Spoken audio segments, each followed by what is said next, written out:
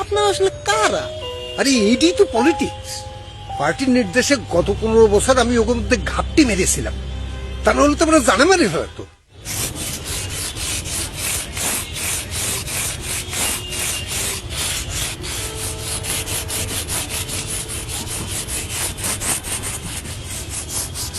আসসালামু আলাইকুম।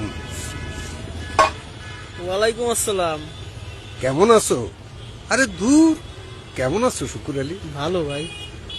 তোমার ব্যবসা বাণিজ্য চলতেছে কিরাম?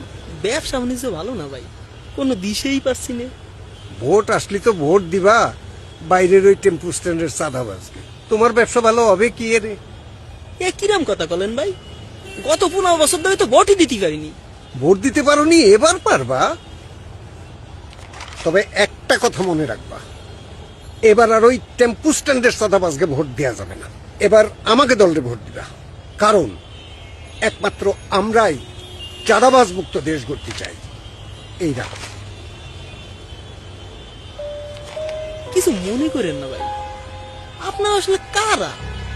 এলাকার টেম্পো স্ট্যান্ড 5ই আগস্ট আগে তো আপনার দখলেই ছিল।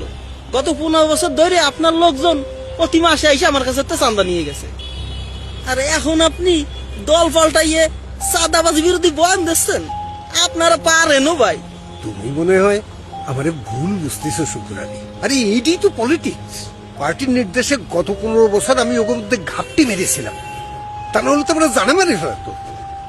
এখন তোমার সামনে আমি কাজ করার জন্য আসতেই পারতাম না। আমারে ভুল বুঝে না শুকুর আলী, ভোটটা আমাকে দিয়ে নে। সে দেখ পানি, আগে ভোট আসুক।